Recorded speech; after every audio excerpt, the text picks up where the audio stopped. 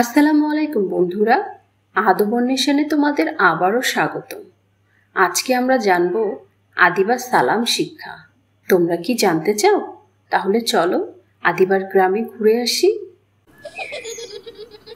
একদিন বিকেলে ছোট্ট আদিবা আর তার বন্ধুরা একসঙ্গে মাঠে খেলতে বের হলো।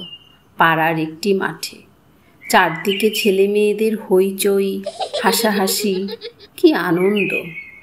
ওরা খেলছিল লাফাঝাপি, দৌড়ঝাঁপ।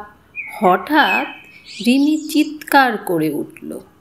রিমি উল্লসিত স্বরে বলে উঠল, আদিবা, দেখো ওই বাড়িটা কত সুন্দর, ফুলে ফুলে ভরা বাগান, আর ওগো এত সুন্দর সুন্দর খেলনা, ঠিক যেন স্বপ্নের মত। ইস, আমি যদি ওই বাড়িটায় যেতে পারতাম, কত মজা হতো। আর ঠিক তখনই আদিবা হারিয়ে গেল তার কল্পনার জগতে। ভাবল সে ওই বাড়িতে খেলছে রঙিন খেলনা নিয়ে এবং ট্রাম্পোলিনে লাফাচ্ছে, অনেক অনেক মজা করছে। আদিবা ও তার বন্ধুরা ওই বাড়ির সামনে এসে দাঁড়ায়, আগ্রহ নিয়ে তাকিয়ে থাকে। তখনই এক কঠিন চেহারার আন্টি তাদের দিকে এগিয়ে আসে। তোমরা এখানে কি করছো? যাও যাও এখান থেকে। শিশুদের মুখ থেকে হাসি হারিয়ে গেল। মন খারাপ করে তারা ধীরে ধীরে সেখান থেকে বেরিয়ে এলো। কে জানে তাদের চোখে অশ্রুও ছিল কিনা।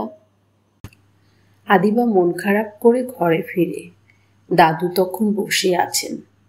আদিবা দাদুকে দেখেও না দেখার ভান করে চলে যাচ্ছে, কারণ তার যে খুব মন খারাপ। ঠিক তখনই, আসসালামু আলাইকুম আদিবা। আরে দাদু, তুমি তো আমার থেকে বড়, তুমি কেন আমাকে আগে সালাম দিলে? তাহলে শুনো, একদিন এক সাহাবী আমাদের নবীজি কে জিজ্ঞেস করলেন, ইসলামের কোন কাজটি সবচেয়ে ভালো? আমাদের নবীজি বললেন, তুমি সবাইকে সালাম দাও এবং যাকে চেনো না তাকেও। চেনা অচেনা সবাইকে? হ্যাঁ, সালাম দিলে মানুষের মনে ভালোবাসা জন্মায়, মনে শান্তি আসে। একবার এক শিশু রাস্তার পাশে দাঁড়িয়েছিল। আমাদের নবীজি তাকে দেখে নিজেই বললেন, আসসালামু আলাইকুম। ভেবে দেখো, নবীজি নিজে একজন ছোট ছেলেকে আগে সালাম দিচ্ছেন। সালাম শুধু ছোটরাই বড়দের দেয় না, বড়রাও ছোটদের দিতে পারে। আদিবার চোখে আলোর ঝিলিক। দাদুর কথা মনে গেঁথে গেল। আসসালামু আলাইকুম, এটা তো শুধু শব্দ নয়, এটা মনের কথা।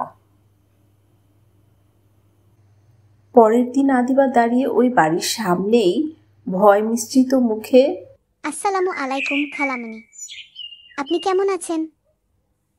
বাহ, তুমি তো অনেক সুন্দর করে সালাম দিতে পারো। শুনেই মনটা ভালো হয়ে গেল। তুমি কি আমার বাড়িতে আসবে? আমার ছেলে অনির সাথে খেলবে। আদিবা খুব আনন্দিত হয়। তার চোখ চকচক করে।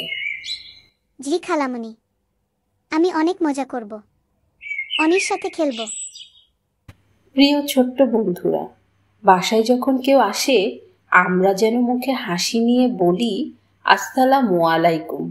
এটা শুধু শব্দ নয়, এটা ইসলামী আদব। এটা অতিথিকে সম্মান জানানো, এটা আমাদের হৃদয়ের ভালোবাসার প্রকাশ। চলো আমরা সালাম দিয়ে শুরু করি, ভালোবাসার ছোঁয়ায় আমাদের চারপাশকে সুন্দর করে তুলি।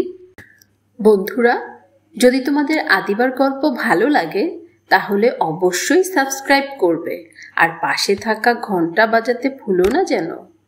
তাহলেই কিন্তু আমাদের নতুন নতুন মজার গল্পগুলো তোমরা মিস করবে না।